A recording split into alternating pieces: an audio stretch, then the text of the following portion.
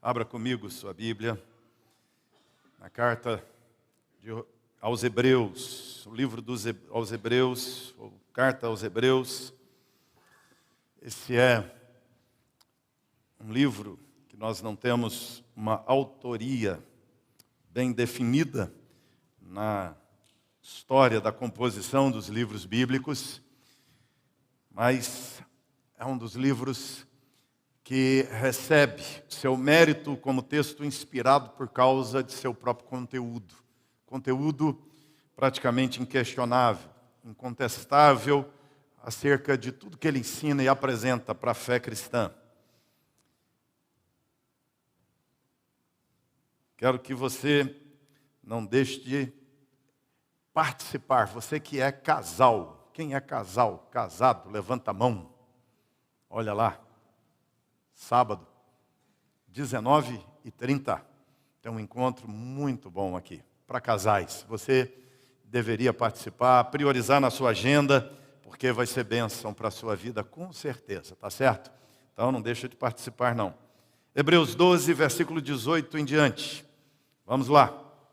Ora, não tendes chegado ao fogo palpável e ardente, e à escuridão, e às trevas, e à tempestade, e ao clangor da trombeta, ao barulho da trombeta, e ao som das palavras, tais que quantos a ouviram, pediram, suplicaram que não lhes falasse mais, pois já não suportavam o que lhes era ordenado.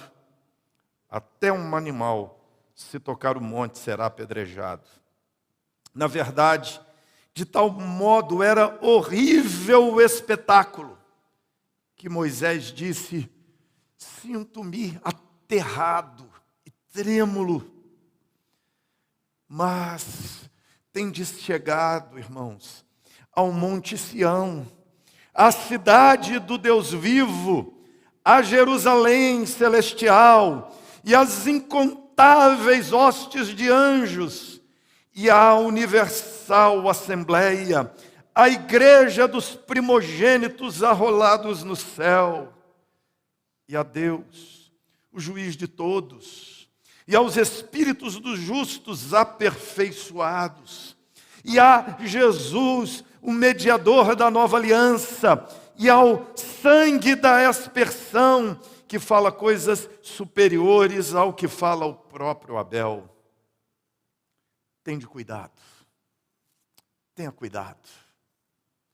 Não recuseis ao que fala, pois se não escaparam aqueles que recusaram ouvir quem divinamente os advertia sobre a terra, muito menos nós, os que nos desviamos daquele que do céu nos adverte, aquele cuja voz abalou então a terra.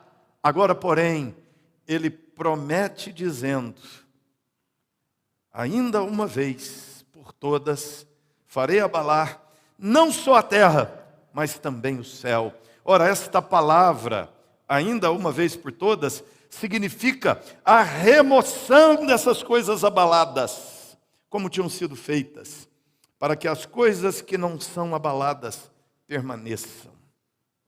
Por isso, vamos ler juntos esse versículo 28, vamos lá?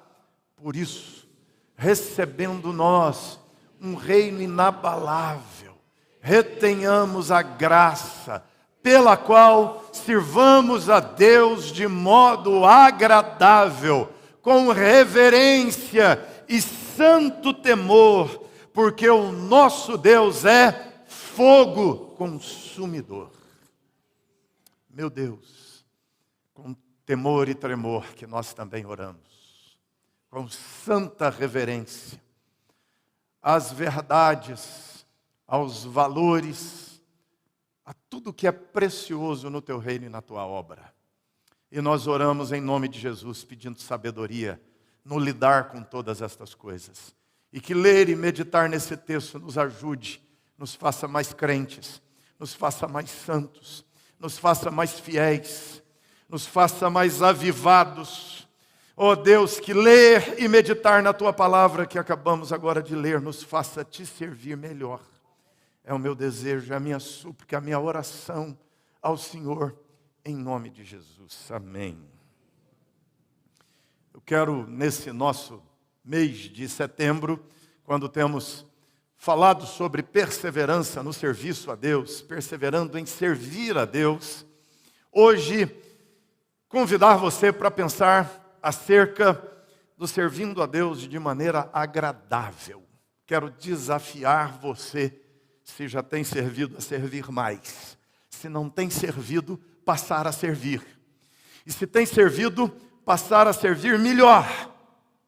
Servir, como diz o texto, de maneira agradável. Retenhamos a graça pela qual sirvamos a Deus de modo agradável, de modo aprazível a Deus, de modo aceitável por Deus, de maneira que Deus olhe do céu e nos aprove e fique contente com o nosso serviço.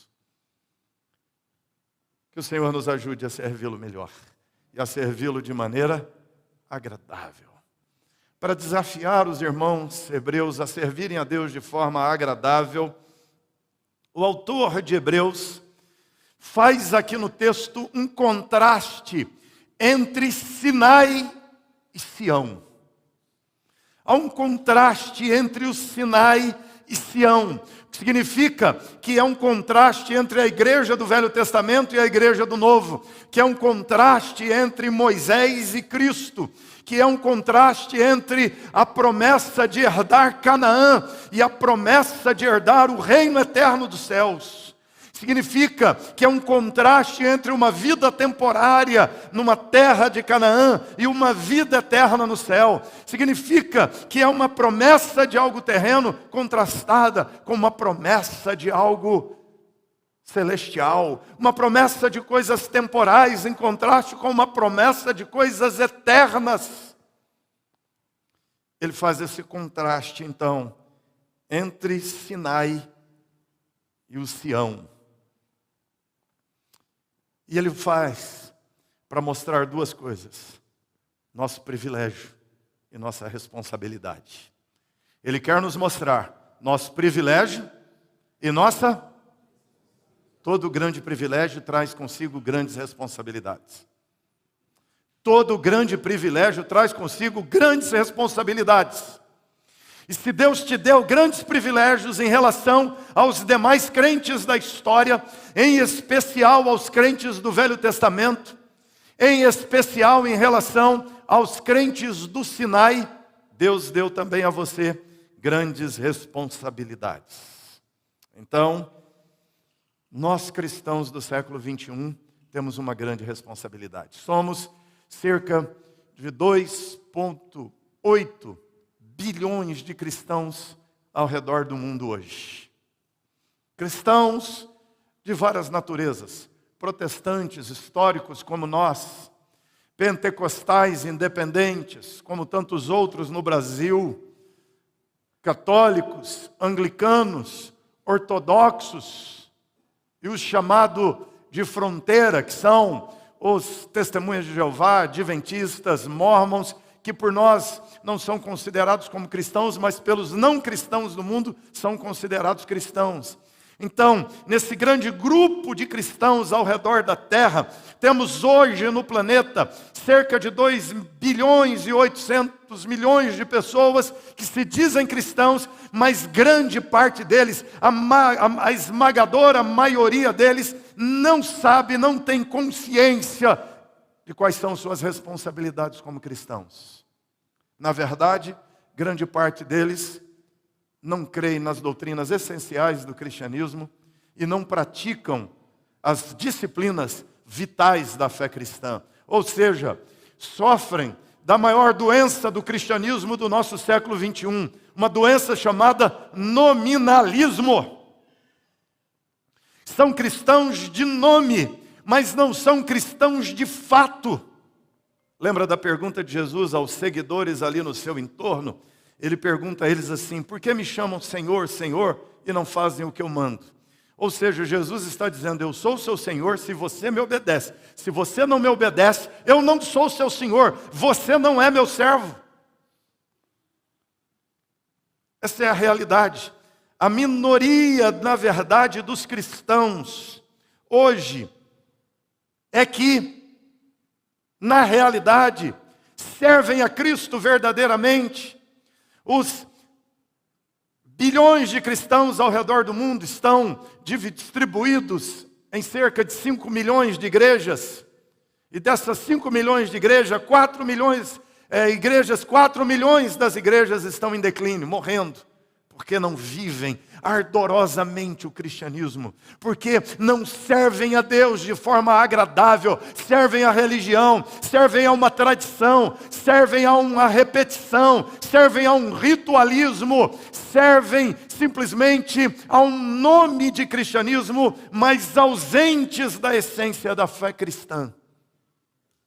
Então, nós temos aqui diante de nós o grande desafio do autor do texto, quando ele está escrevendo para pessoas que estavam esfriando na fé, quando ele está escrevendo para pessoas que estavam abandonando a fé, quando ele está, você vai perceber que desde o capítulo 6 de Hebreus, ele vem falando acerca da apostasia, ele vem falando acerca de pessoas que desanimam, que desistem da fé, que acham difícil demais ser cristãos, que começam a flexibilizar as práticas cristãs, que começam a relativizar as ordenanças da lei de Deus, que começam então a baixar a guarda, a arrefecer, a cansar, e começam a viver uma vida mundana, ainda que se declarando cristãos. Então, escrevendo a elas, o argumento final do autor de Hebreus é exatamente fazer esse contraste, para avivar a fé daqueles crentes, para despertá-los espiritualmente, para dizer a eles: vocês receberam um grande privilégio, portanto vocês têm uma grande responsabilidade. É comum, por exemplo, a inconsciência dos cristãos hoje, os cristãos dizerem assim: eu queria estar lá, em Êxodo 19. Quando Moisés tira o povo do Egito, leva o povo durante 3 meses caminhando pelo deserto, e 3 meses depois eles chegam a Sinai, e quando estão em Sinai, o texto nos diz que de repente Deus fala com Moisés do alto daquele monte. O Senhor então fala com Moisés e diz que ele se revelaria ao seu povo. E aqui no texto ele diz assim: vocês não têm chegado a essa experiência que o povo hebreu teve no Velho Testamento, que o povo hebreu teve no Monte Sinai. E ele descreve o Sinai e a experiência de lá. Ele diz: vocês não têm chegado, olha só o que ele fala, o fogo palpável. Lá no Sinai havia um fogo palpável, havia um fogo que incendiou aquele monte de fato.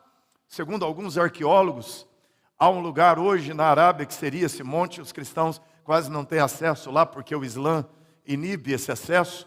Então tem um outro Monte Sinai que não é o legítimo, que é visitado pelos turistas, mas segundo vários arqueólogos, até hoje as rochas são derretidas naquele lugar. Havia um fogo concreto, real, que derreteu rochas.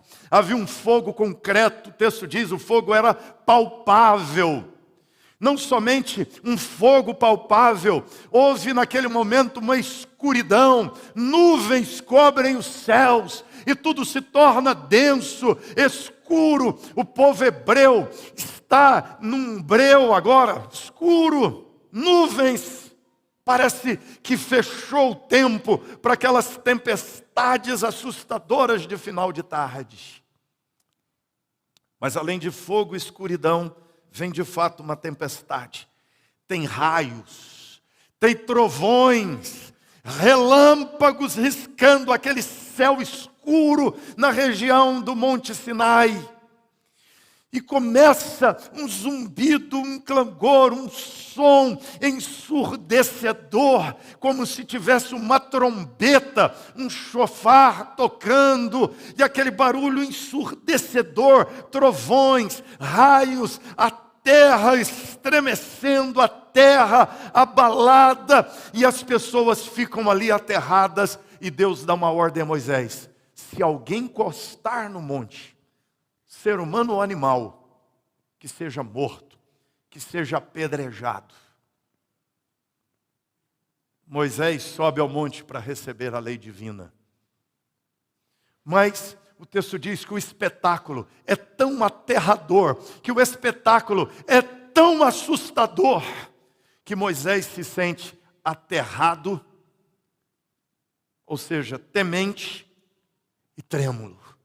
Moisés começa a tremer, foge a força do corpo. Eu não sei se você já viveu um medo assim. Eu já. Caiu um raio na minha frente. Quase me acertou. Quando o raio caiu, eu também caí. E quando eu caí, eu tremia inteiro. E é interessante que eu caí e pulei para o lado, para desviar do raio. Mas eu já tinha caído há muito tempo, entendeu? Tivesse que acertar, já tinha acertado. Eu me senti aterrado e trêmulo. Eu não conseguia ficar de pé. Demorei alguns minutos para retomar a força, para firmar os músculos, os nervos, para retomar plenamente a consciência e me colocar de pé. Moisés se sentiu assim. Aí tem crente que diz: eu queria viver isso. Eu queria estar lá no Sinai. Eu queria ver aquela fumaça. Eu queria ver aquela nuvem escura. Eu queria ver o raio riscando o céu. Eu queria sentir o abalo sísmico do Sinai. O autor de Hebreus diz: vocês não chegaram a isso. Vocês não tocaram fogo palpável. Mas ele diz assim: mas, olha o que diz o versículo 22. Ele conclui isso no 21, dizendo que era terrível, tão horrível o espetáculo, que o Moisés falou que estava aterrado e trêmulo. Nem o Moisés continuou curtindo mais aquilo, era pesado. O povo, Deus começou a falar com Moisés, e eles ouviam os pronunciamentos divinos, jurídicos, legislativos de Deus, e eles disseram: para, Deus não fala conosco, porque vamos morrer. E eles disseram: Deus, fala com Moisés. Não era algo agradável, pesado. Então o autor diz: vocês não chegaram a isso, mas vocês chegaram a algo maior do que isso. Vocês não tendes chegado ao fogo palpável a isso, mas, versículo 22, o 18, ele introduz um pensamento com o qual ele faz um contraste agora no versículo 22. Mas tendes. Olha só, ele começa: não tendes, mas tendes. Percebe? Tem uma diferença, não é um contraste. Vocês não acessaram isso, mas vocês têm acessado. O que é que nós temos acessado? Ele diz: mas tendes chegado ao Monte Sião, a cidade de Deus. Vocês não acessaram o Sinai, vocês não experimentaram o Sinai, mas vocês experimentaram Sião. Vocês não experimentaram o espetáculo do Sinai, mas vocês experimentaram o espetáculo horrível de Sião, porque em Sião, Cristo Jesus foi levantado no Monte da Caveira, no Calvário, e ali foi executado, e quando ele foi executado, o espetáculo ele era morto pelos nossos pecados, ele era punido pelas nossas culpas, ele era castigado para que o castigo dos nossos pecados não caísse sobre nós, pois a ira de Deus caía sobre ele. Então nós chegamos ao Sinai, ao Sião, a Jerusalém, ele diz. Nós chegamos a Jerusalém celestial, ao Monte Sião, ao lugar da consumação da obra de Deus. Ele deu ali a vida por nós, e ali Cristo Jesus desvenda claramente Deus. o plano de Deus, o propósito de Deus, os caminhos de Deus, a ponto de João já começar o seu evangelho dizendo: o verbo se fez carne, habitou entre nós, cheio de graça, cheio de verdade. E ele afirma: e vimos a sua glória, glória como do unigênito do Pai. Vimos a glória dele. Nós não fomos ao Sinai, mas nós somos beneficiários de Sião. Nós recebemos os benefícios do Monte Sião, onde Jesus foi entregue pelos nossos pecados. Nós recebemos os benefícios do véu que rasgou-se de alto a baixo, como cantamos há pouco. O véu foi rasgado quando ele morre, quando ele grita: Pai, nas tuas mãos eu entrego o meu espírito. Inclina a cabeça, a terra treme, o céu escurece, o véu é rasgado de alto a baixo. Esse é o verdadeiro espetáculo. Esse é o verdadeiro ato divino de revelação. Aquele do Sinai é precário. Você não experimentou o Sinai, mas você experimentou os benefícios de Sião. E nos benefícios de Sião, nós somos mais abençoados do que nos do Sinai. Ele diz: olha, vocês têm chegado a hostes celestiais, a hostes festivas do céu, a hostes celestiais. Ele diz: há incontáveis hostes de anjos. Deus mandou anjos para guardar você todos os dias da sua vida. Você não os vê, mas eles te guardam de males que você não teve a menor ideia na sua vida. Deus te livre e você nem percebe. A Márcia, minha esposa, tem um primo, tem um filho que hoje já está grande, mas quando nós tínhamos sítio lá em Minas, o menino era pequenininho, tínhamos uma lagoa. Um dia o menino escapou e correu para perto da lagoa. De repente deram falta daquela criança, saiu todo mundo correndo, acharam o menino na beirada da lagoa. Mas ele não estava na água, ele estava bem na beirada, batendo o pé assim. Aí o pai tranquilizou: não está na água. Chegou perto dele bem tranquilo. E aí pegou o menino e puxou. Mas quando ele olhou no chão, tinha uma cobra, e o menino estava tentando matar a cobra.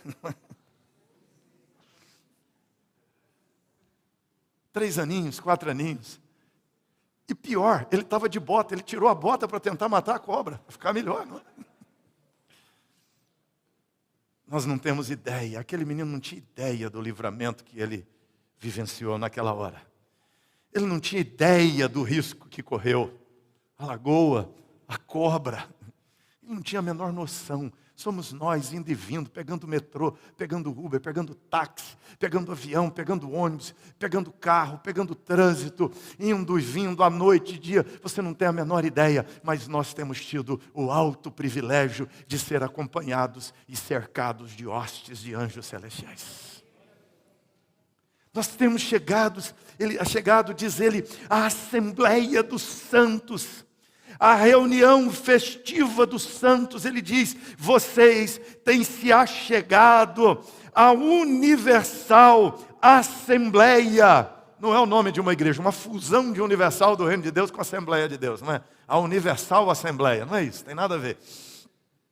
Ele diz: vocês têm chegado à universal Assembleia, a reunião, a união. Vocês têm chegado, vocês fazem parte da união global, da união universal, da união histórica de todos os salvos, de todos os crentes. Você faz parte dessa grande assembleia de santos de Deus. Você tem o alto privilégio de ter o teu nome arrolado no livro da vida. Você tem o alto privilégio de se reunir aos crentes de todos os tempos. Abraão está ali, Enoque está nessa lista.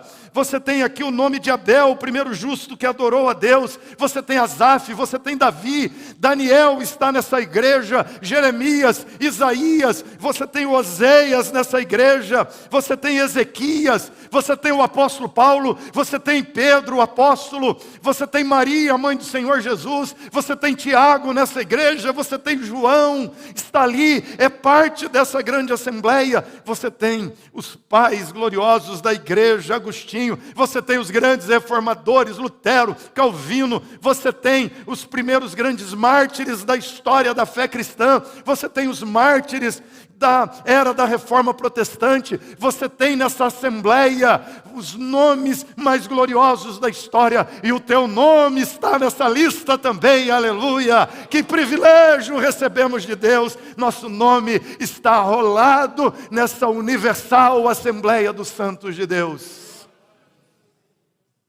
É um privilégio. Você não foi a Sinai, mas você faz parte da universal Assembleia dos Santos. A reunião dos primogênitos arrolados nos céus, ele diz. Primogênitos são os irmãos mais velhos.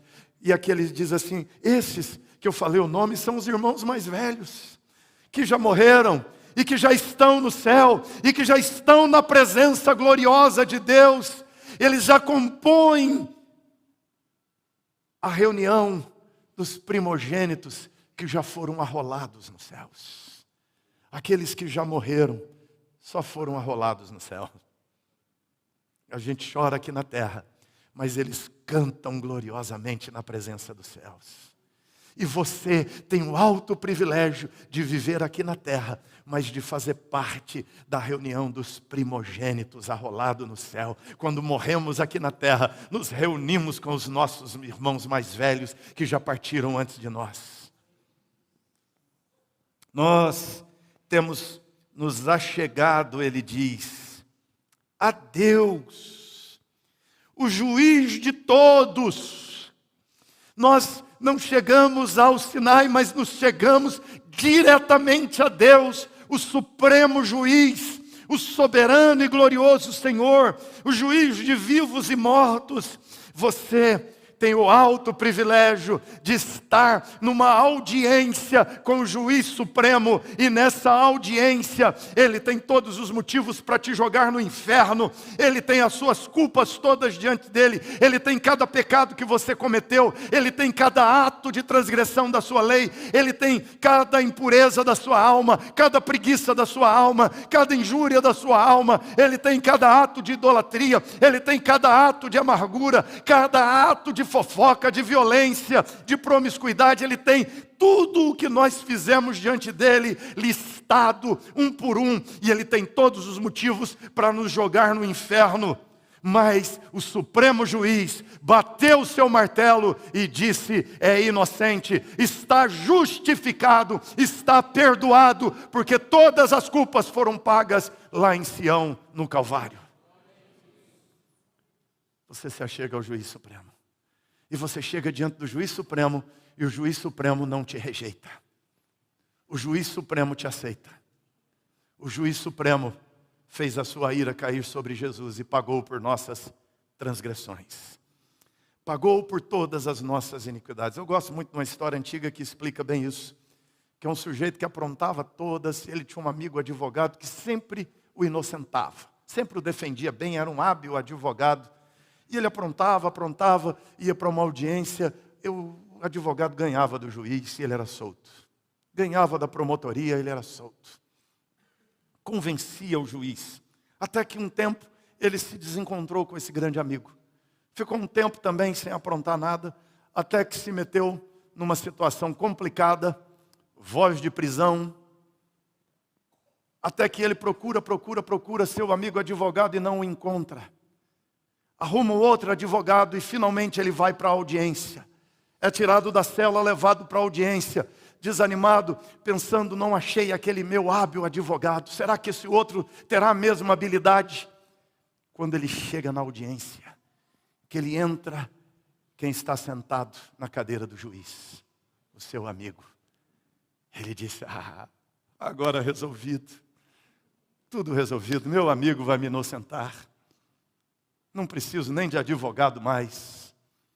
A audiência corre, promotoria apresenta as acusações, o advogado faz a defesa, mas ele nem ouve a defesa do seu advogado. Quando finalmente seu amigo baixa a sentença e diz, culpado, condenado a vários anos de prisão, ou uma multa pesadíssima. Ele não tinha dinheiro para pagar a multa. Ele olha para o amigo com aquela sensação de traição, revoltado, ele quer gritar, ele quer xingar o amigo, ele quer ir para cima do amigo, ele é agarrado e é então levado, algemado para voltar para a sua cela. Aquela audiência acabou e ele confuso, sem entender o que se passa. Ele está sendo arrastado pelos guardas para ser jogado no cárcere. Quando eles desviam do caminho, entram numa sala. E a sala é a sala do seu amigo juiz. E quando ele entra, ele grita: como você pode fazer isso comigo? Eu sou seu amigo. E vai gritando, o juiz só calado ouvindo. Quando ele termina de fazer seu discurso, reclamando, lamentando, aquele seu amigo diz: eu era seu advogado, agora eu sou juiz. Você cometeu um crime, eu sei que você é criminoso. Eu não posso te inocentar, simplesmente. Eu não posso ignorar as suas culpas. Mas eu sou seu amigo e eu te amo. Eu disse que a prisão pode ser convertida em multa. Ele disse: mas a multa é um absurdo, eu não tenho dinheiro para pagar. Seu amigo puxa um cheque, entrega para ele e diz: vai lá, paga a sua multa. Você está livre. Mas vai e não peque mais. É isso que o juiz supremo fez por nós. Em Cristo, Ele pagou por nossos pecados. Em Cristo, Ele pagou pela nossa culpa. Ele não ignorou nossos pecados. Custaram a morte do seu Filho unigênito. Custou para Deus. Nos achegamos, ele diz, aos espíritos dos justos aperfeiçoados. Isso aqui é a igreja mística de Cristo. A igreja militante e a igreja triunfante de Cristo. A igreja militante e a igreja triunfante. Eu já compartilhei aqui com os irmãos que a primeira vez que fui ao Egito eu me incomodei muito com os ossários dentro dos templos dos coptas. Toda igreja que você entra tem um monte de assim, ossos enrolados em um negócio que parece um tapete no canto. Você pergunta o que é aquilo? Parece um tapete. Eles falam: não, são os ossos do fulano de tal. Eles pegam as pessoas que morreram, quando secam, pegam os ossos e põem dentro da igreja. Eu falei: isso é idolatria. Até que conversando com um dos líderes de uma das igrejas, ele disse assim: não, nós não idolatramos aqueles ossos. Aqueles ossos estão ali para nos lembrar que aquelas pessoas que foram fiéis a Cristo, que morreram, e são os espíritos dos mortos aperfeiçoados, eles foram aperfeiçoados com Cristo. Os ossos deles estão ali para nos lembrar de viver fielmente a vida cristã, para que um dia alcancemos a mesma graça que eles alcançaram. Eles dizem: quando eu olho para aquele sujeito que morreu por Cristo, eu jamais consigo negar a Cristo. Quando eu olho para como aquelas pessoas serviram a Cristo a ponto de morrer por Ele, eu jamais posso negligenciar minha vida cristã. Eles dizem: estão ali só para nos lembrar que nós somos parte da mesma igreja que eles. Então eu não posso ser menos crente do que eles. É a mesma igreja, nós nos achegamos aos justos aperfeiçoados. Nos unimos aos bilhões de cristãos ao longo da história que já morreram por Cristo. Nós estamos unidos àqueles mártires que morreram agora no mês de março, abril, ali na Coreia do Norte, porque estavam num culto, não negaram a fé diante da proibição do governo de crer em Cristo, de seguir a Cristo. Eles permaneceram fiéis e foram mortos por sua fé, foram aperfeiçoados com Cristo. São a mesma igreja que nós. Você entende? Onde é que nós temos acessado? O que é que nós estamos acessando?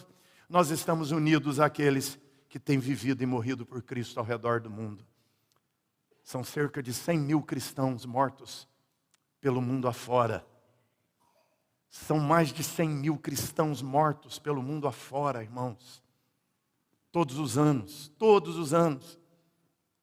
Um dos países, aliás, o país mais perseguidor de cristãos no mundo hoje é o Afeganistão. E Deus nos fez acolher afegãos, muçulmanos, que são os que mais hostilizam e matam cristãos no mundo hoje. Sabe por quê? Porque nós somos crentes e seguidores de Cristo Jesus. Porque o nosso alvo é imitar Cristo, não Mohammed. Se fôssemos seguidores de Mohammed, nós mataríamos esses muçulmanos que matam cristãos. Mas porque somos seguidores de Cristo, nós amamos esses muçulmanos que odeiam cristãos. E com o amor de Cristo, responderemos ao ódio a eles. Nós vamos amá-los e cuidar deles em nome de Jesus. Nós temos chegado, diz o texto, a Jesus, o mediador da aliança, aquele que fez, aquele que formou a ligação, fez aliança conosco, nos unimos a Cristo, nos unimos ao mediador da aliança. E ele diz aqui, aquele ao sangue da aspersão, sangue da aspersão, o sangue que é derramado. Por isso, para nós, reformados presbiterianos, o batismo é por aspersão, porque a água que derramamos no batismo simboliza o sangue que foi derramado na justificação dos crentes. Ele diz que nós nos achegamos ao sangue da aspersão, ao batismo do sangue, ao derramar do sangue de Jesus sobre nós, que nos purifica de todo pecado, porque quando o sangue de Abel, ele diz que fala coisas superiores ao que fala o próprio Abel, ou seja, quando o sangue de Abel foi derramado na terra, a terra clamou a Deus, reivindicando a vingança do sangue de Abel, que Caim fosse vingado pela morte de Abel. Mas quando o sangue de Cristo caiu na terra, não é o sangue do ódio, é o sangue do perdão. Deus não reivindica a vingança. Quando o sangue de Cristo é derramado na terra, o nosso pecado é perdoado pelo derramar do sangue de Cristo. Por isso o sangue de Cristo fala coisas superiores ao do próprio Abel. Porque o do Abel reivindica a vingança. O sangue de Cristo derramado é um ato de misericórdia de Deus, perdoando o nosso pecado, anulando os crimes que demandariam vingança de Deus contra nós. Bom, para concluir então tudo isso, há 3 atitudes para melhorar meu serviço a Deus diante do que o texto fala. Tendo falado todas essas coisas, é que ele diz, recebendo nós um reino inabalável, retenhamos a graça pela qual vamos servir a Deus, sirvamos a Deus de modo agradável. Vamos reter a graça para servir a Deus de modo agradável, ou seja, entendendo a revelação maior, entendendo que lá no Sinai havia algo grandioso, mas era muito pequeno diante de tudo que viria, e tudo que viria já veio, se cumpriu em Cristo, se cumpriu em Jerusalém, em Sião, se cumpriu, e agora não esperamos a Jerusalém da terra, esperamos a Jerusalém do céu. Agora não esperamos Canaã, esperamos novo céu e nova terra. Agora não esperamos uma terra que mana leite e mel, agora esperamos uma terra que mana vida eterna. Agora esperamos a glória de Cristo Jesus e não Moisés. Agora aguardamos algo superior ao povo de Sinai. Então, é diante de tudo isso que o autor de Hebreus faz, a partir do versículo 25, algumas exortações. Eu quero citar 3 dessas exortações de forma conclusiva. A primeira das exortações é, tende cuidado, versículo 25. Qual é a exortação? Seja cuidadoso, seja zeloso. A palavra que ele usa aqui é zelo. Seja zeloso. Veja, a ideia aqui é ver, discernir através do olho, da visão. Enxergue bem, entenda bem, perceba, descubra. É ter a compreensão, é ter a visão correta do que Deus te deu. Tenha a compreensão correta, exata, do que o Senhor proporcionou a você, do que o Senhor oferece a você. Ou seja, ele diz, entendendo tudo isso, entendendo que você não chegou a Sinai, mas você chegou a Sião, entendendo o alto privilégio que Deus te deu, entendendo a honraria que o Senhor te deu, entendendo os privilégios que o Senhor te concedeu, ele diz, seja zeloso, seja cuidadoso com as coisas de Deus, seja criterioso com os valores, com os bens da fé cristã, seja fiel a tudo que o Senhor concedeu a você. Tenha cuidado. Não seja um cristão descuidado. Não seja um crente sem zelo, sem fidelidade. Não seja um crente de qualquer jeito. Não seja um crente relaxado. Seja zeloso. Seja cuidadoso. Seja zeloso pelas coisas de Deus. Seja criterioso com as coisas de Deus. Eu anotei aqui para mim uma lista que eu tenho de outros textos da Bíblia. Isso aqui me chama, irmãos, a pregar mais. Isso aqui me chama a orar mais, a trabalhar mais, a servir mais, a visitar mais, a aconselhar mais, a frequentar mais, a investir mais, a contribuir mais, a participar mais. Isso aqui me chama a pregar melhor, a discipular melhor. Isso aqui me chama a cantar melhor, a pregar melhor, a tocar melhor. Você tem que fazer o máximo de si, o melhor de si, porque você não faz para Sinai, você faz para Sião, é para as coisas eternas dos céus. Então você precisa, nós precisamos, nós temos que fazer mais. Nós temos que servir mais e melhor a Deus. Nós temos que ser mais criteriosos.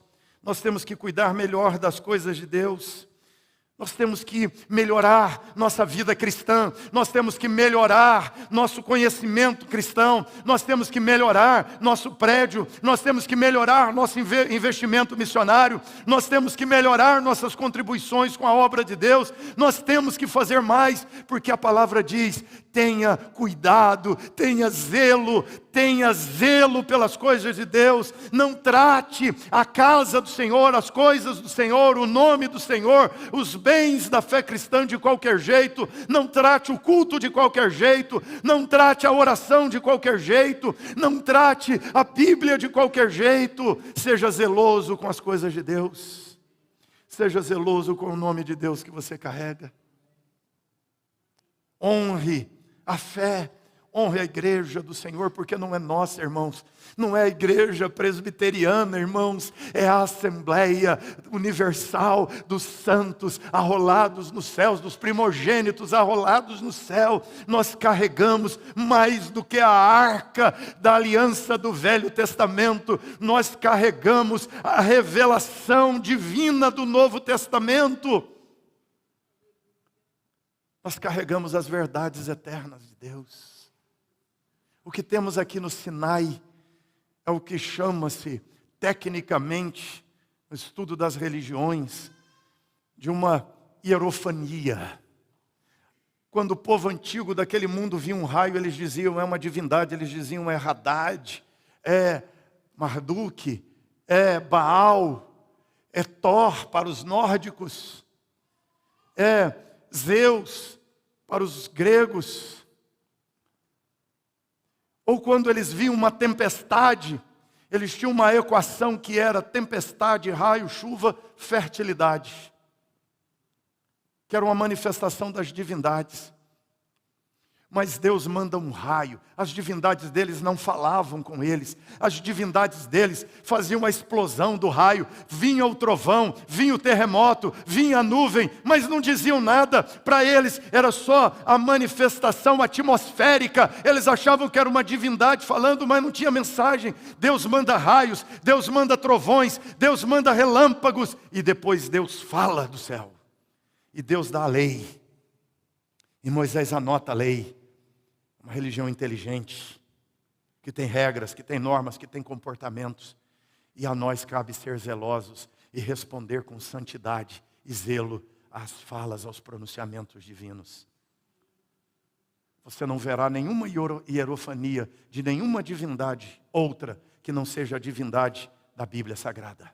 Não tem outra hierofania. As que tem terminam em hierogamia, que é a divindade se mostra e depois se acasala com outra divindade e cria alguma coisa. Ou seja, é um ser humano, é uma ideia humana. De sol cruzando com a lua, do touro, são religiões taurinas, do touro que fertiliza. Não, não é isso. É um Deus que se manifesta e que fala, e que dá instruções, e que dá leis, e que dá normas, e que dá regras. É um Deus que dá conceitos, é um Deus que dá verdades, é um Deus que dá preceitos a nós e nos aponta o caminho da vida, que nos dá caminhos de sabedoria. E nós não podemos responder de outra forma que não seja tendo cuidado, entendendo a lei desse Deus e sendo zelosos com as coisas de Deus. Amém? Seja zeloso, seja cuidadoso. Seja cuidadoso com a igreja do Senhor Jesus. Do prédio ao povo. Não fale mal do povo. Não calunie o povo. Não ataque o povo. Não desconstrua o povo. Milhares de cristãos hoje se prestando ao serviço de atacar a igreja, de desconstruir a igreja. Se dizem cristãos, mas não são a favor da igreja. Não. Tenha cuidado. Seja zeloso com tudo que diz respeito à obra de Deus. Segundo, seja mais fervoroso. Primeiro, seja zeloso. Segundo, seja fervoroso. Seja fervoroso. É o que ele diz na sequência. Versículo 25 ainda ele diz, tende cuidado, não recuseis. É interessante, esse é um versículo do grego difícil de traduzir. João Ferreira optou por traduzir como, ele diz aqui, ele usa essa expressão, não recuseis. Mas a ideia também aqui não é só de não recusar. A ideia, na verdade, a palavra usada aqui é a palavra que muita gente até conhece, que é parente da palavra do clamar, do paracaléu, do caléu, do chamar. Parateumai tem a ver com clamar. Ele diz aqui, rogue, implore, peça. Quando o João Ferreira traduz por não recuseis ao que fala, ele está dizendo aqui, preste atenção em quem está falando, mas a ideia grega é até mais forte do que essa ideia, porque a ideia do grego é, implore ao que fale, para que fale com você. Clame ao que fala, rogue, peça. E a ideia aqui é pedir, suplicar, estar próximo, fique perto, peça a alguém. Não ignore, não negligencie. A ideia é essa. Ele está dizendo, não recuse ao que fala. Pelo contrário, em lugar de recusar, volte-se para o que fala e fale com ele, fale mais comigo. É interessante porque no Velho Testamento, no Sinai, eles disseram, não fale Deus conosco. Aqui ele diz, rogue àquele que fale, fala conosco. Aquele que fale conosco. Rogue àquele que fala, peça a ele, rogue a ele, adore a ele, cultue a ele. A ideia aqui é, seja fervoroso diante dele, seja ardoroso, peça com muitos rogos, peça inflamadamente a ele. Porque se Deus veio falar com você, então ore a Ele fervorosamente. Por isso que a ordem é, seja fervoroso. Seja ardoroso na sua vida. Ele diz, olha, todo esse mundo que você vê, esse mundo de partidos políticos, esse mundo de bancos poderosos, esse mundo de trilionários, empresários trilionários, esse mundo de magnatas, esse mundo de promiscuidade, esse mundo de idolatria, esse mundo de comércio, esse mundo que você vê, que tem suas crenças, suas religiões, seus comportamentos, suas culturas, pois é, esse mundo com suas cidades, com seus prédios, com suas torres, esse mundo com suas fábricas, suas plantações, esse mundo, ele diz, será abalado. Esse mundo será sacudido e derretido como Sinai um dia. Mas tem um reino celestial que jamais será abalado. E você é parte do reino celestial. Inabalável.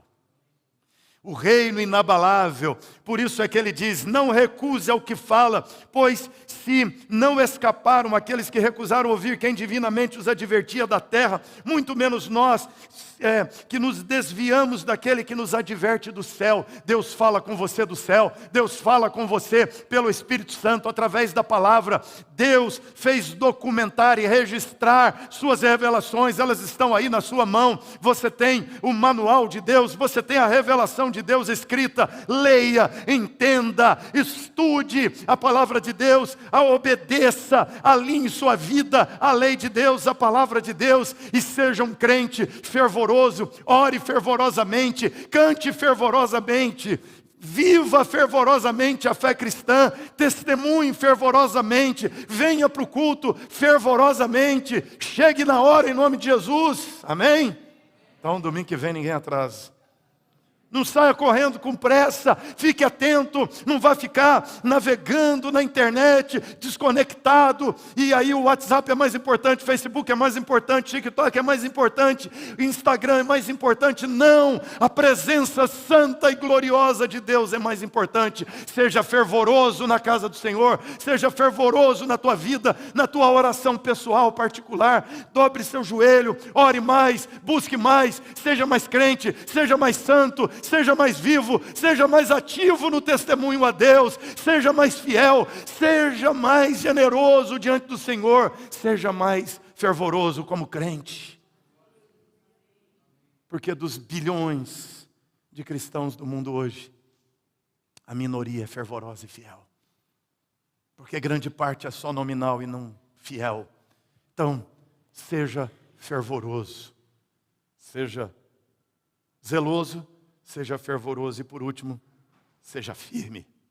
Seja firme, não recue, não retroceda. Versículo 28, para fechar. Ele diz: por isso, recebendo nós um reino inabalável, retenhamos a graça. Segure a graça. A palavra eco, que ele usa, significa se agarre, segure firme. Se prenda, se amarre, se comprometa, se envolva. Uma das marcas do cristianismo dos nossos dias, os cristãos que são largados, não é? Tive um professor no mestrado que escreveu um livro interessante.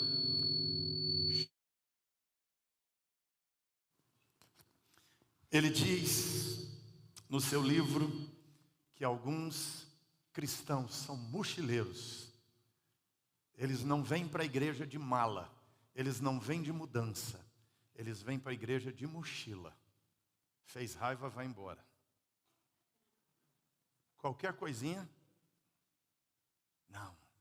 Se agarre, se prenda a Jesus, se prenda à cruz, se prenda ao Evangelho, se prenda às Sagradas Escrituras. Se prenda às verdades eternas dos céus. Não seja um mochileiro da fé. Seja alguém que veio com mudança e diz: Senhor, eu vim para a tua casa para ficar até o dia glorioso. Eu vim para perseverar até o fim. E aquele que perseverar até o fim receberá a coroa da vida, receberá a medalha gloriosa de Deus. Por isso ele diz: agarre-se, retenhamos, segure, prenda, se prenda à graça de Deus e jamais se aparte dela. Se agarre a ela como o maior tesouro da sua vida. A graça é melhor do que dinheiro, a graça é melhor do que casamento, a graça é melhor do que emprego, a graça é melhor do que a aprovação, do que os likes dos amigos, a graça é melhor do que a vida, disse Davi. Porque a vida sem a graça você morre e vai para o inferno. E morrer na graça você morre e vai para a eternidade com Cristo. Por isso a graça é melhor do que a vida. Então se prenda à graça. Se comprometa com a graça. Case com a graça. E não se aparte dela jamais. E assim ele diz: pela qual vamos servir a Deus de modo agradável, com reverência e santo temor, sabendo que Deus é fogo consumidor, que um dia consumirá esse mundo com sua glória, sua fama, seus ídolos. Preste atenção. Importante não é se alguém canta bem, porque que adianta ele cantar bem, morrer e ir para o inferno porque não conheceu a Cristo. Então eu não sou seguidor de quem canta bem. Não adianta alguém interpretar bem, porque ele pode interpretar, ser o melhor artista, ganhar o Oscar. E ele, com as suas ideias e defesas e pautas e agendas, irá para o inferno. Não adianta alguém ganhar cargos políticos. Não adianta alguém ganhar fama. Eu não sou seguidor de quem tem fama. Eu não sou seguidor de quem tem talentos. Eu não sou seguidor de quem tem glória, poder, dinheiro. Eu não sou um seguidor de pessoas que alcançaram só as coisas da terra que se abalarão um dia. Eu sigo aquele que se revelou em Sinai e finalmente se revelou plenamente em Sião, dando sua vida por nós e nos chamando para ser o povo dele. Lá no Velho Testamento, já em Êxodo 19, quando Deus se revelou em Sinai, ele disse assim: eu farei desse povo reino e sacerdotes. Se no Sinai, aquele povo foi feito um reino de reis e sacerdotes, muito mais eu e você como igreja, somos um reino e sacerdócio de Deus. Você entendeu isso? Você é um sacerdote de Deus. Essa igreja aqui não é responsabilidade minha. Essa igreja aqui não é responsabilidade dos pastores que estão aqui. Essa igreja aqui não é responsabilidade dos presbíteros, anciãos que estão aqui, líderes da igreja. Não, essa igreja é responsabilidade de cada cristão que foi salvo e feito sacerdote aqui. Você tem que preocupar-se com o crescimento dela tanto quanto eu. Você tem que preocupar-se com a fidelidade dela tanto quanto eu. Você tem que chorar e orar pelo crescimento, pelo avanço dela tanto quanto eu. Você tem que trabalhar e servir o Senhor. Eu queria que você ficasse de pé agora.